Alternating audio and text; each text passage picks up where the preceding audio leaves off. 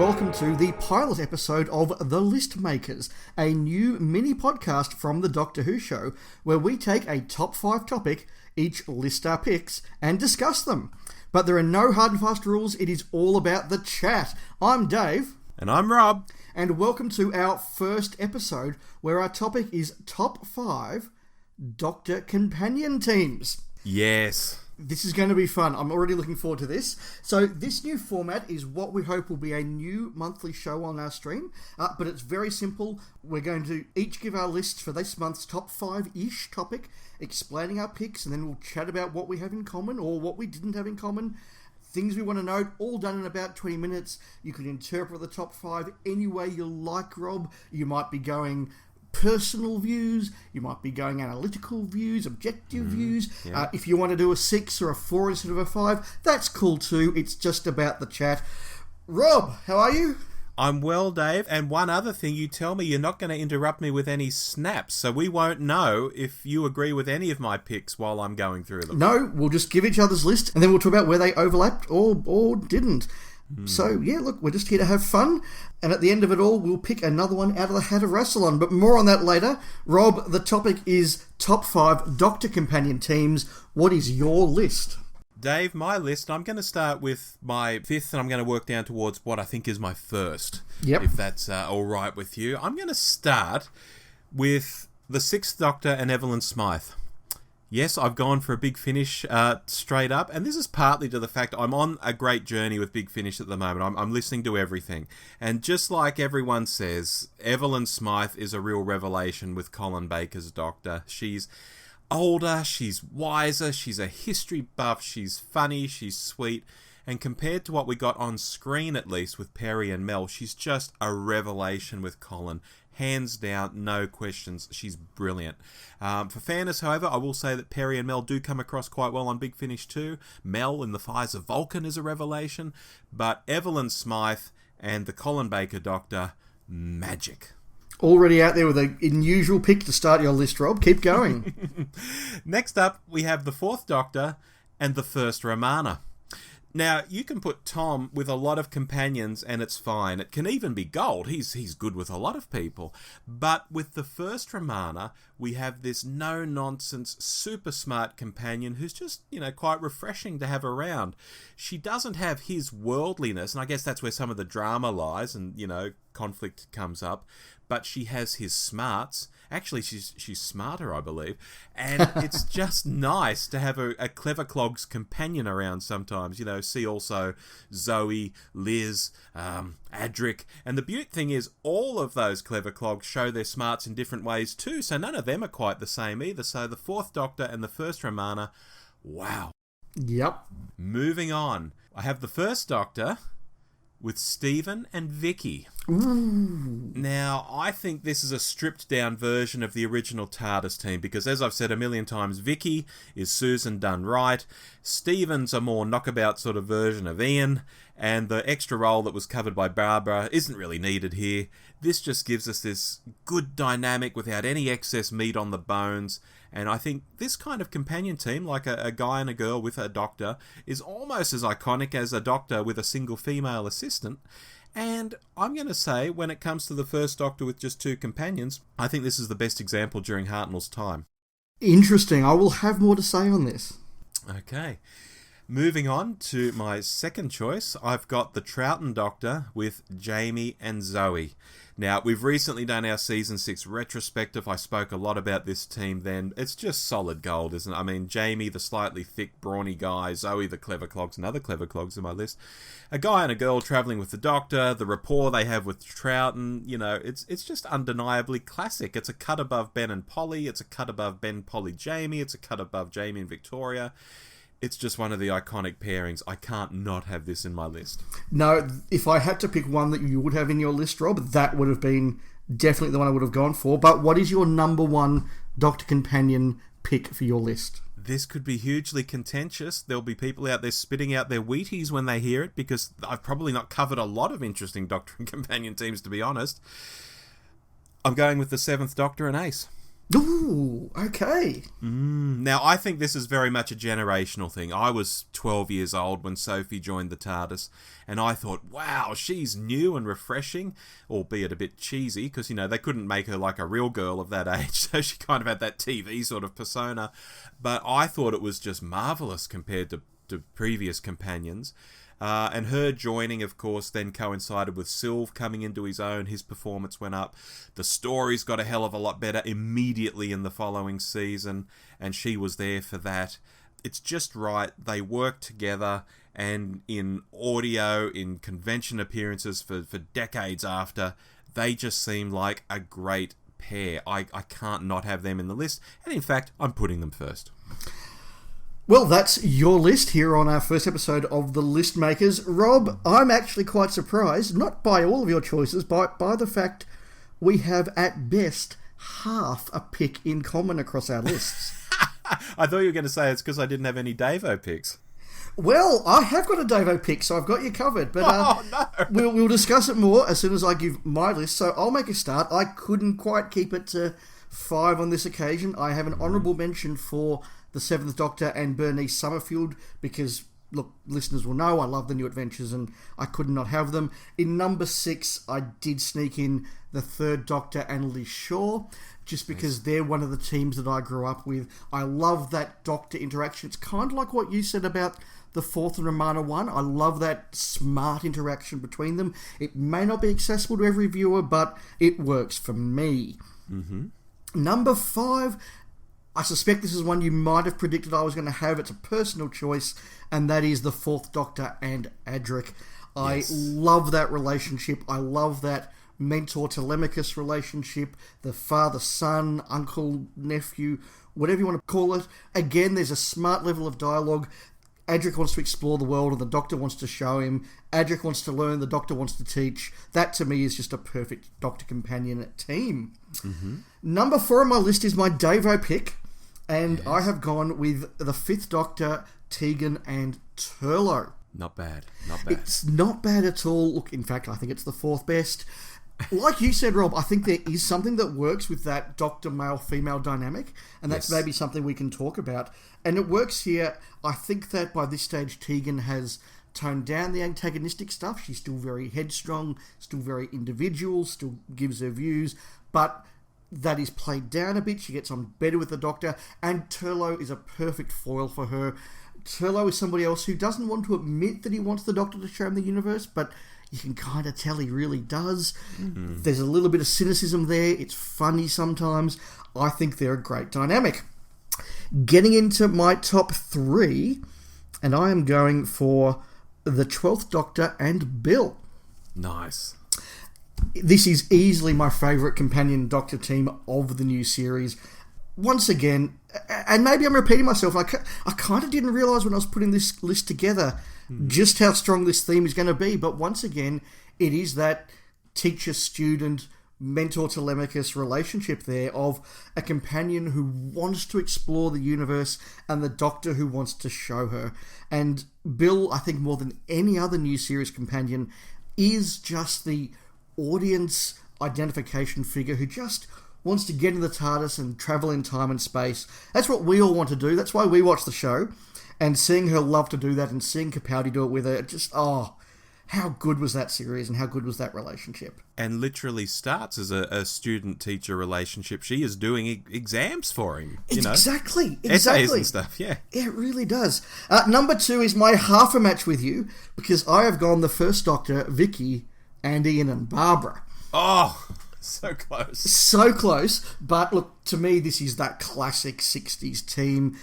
Vicky is just a wonderful character. Again, young, smart, enthusiastic, wants to explore. Ian and Barbara, they're just so good, such good portrayals.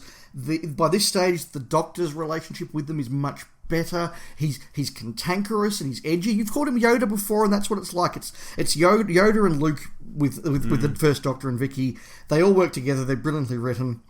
So that's my number 2. Number 1, I'm amazed this wasn't on your list, Rob, but my number 1 is a really obvious pick, I thought, and that is the Fourth Doctor and Sarah Jane Smith. It had to be there somewhere.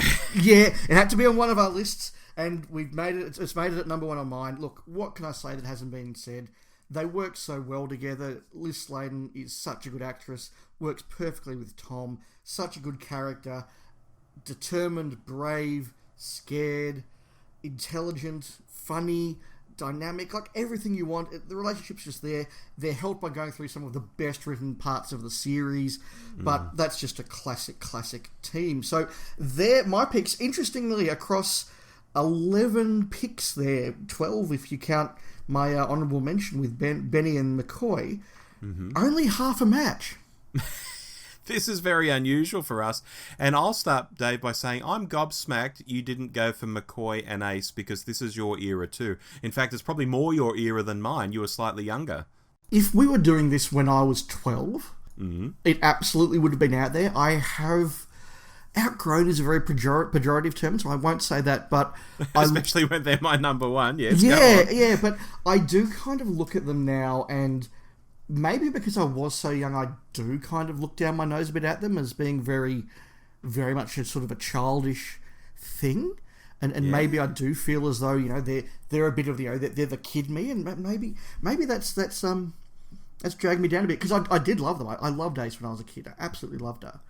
Yeah, and just as you say, it's interesting I didn't have Tom and Sarah Jane. I'm shocked you didn't have Troughton with Jamie and Zoe.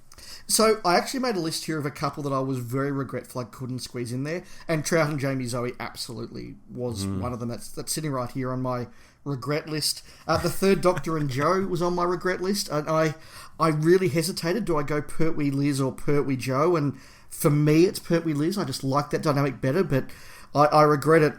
And the one, that I was looking back at my list as I was driving home today, getting ready to record this, and the one that I think I've been a bit harsh on is the Ninth Doctor and Rose. Okay. Because as I look at both our lists, across them, we've only got one new series pairing there. That's Capaldi and Bill, which I think you're a fan of as well, Rob. Very much so, yes. And I kind of went through the new series companions and their relationships, and I think I don't appreciate, or didn't appreciate until now, just how much the Tennant-Rose relationship does creep back in time and sort of sour just a little bit the Ninth Doctor-Rose relationship. Because I remember at the end of that series, myself and my friends in fandom, we were all just amazed at how good Eccleston was with Billie Piper and how good she was as a companion. And I think I'd be making the list at that stage, I would have included them. And I wonder if the reason I didn't include them was just how much I didn't like Rose with Tennant.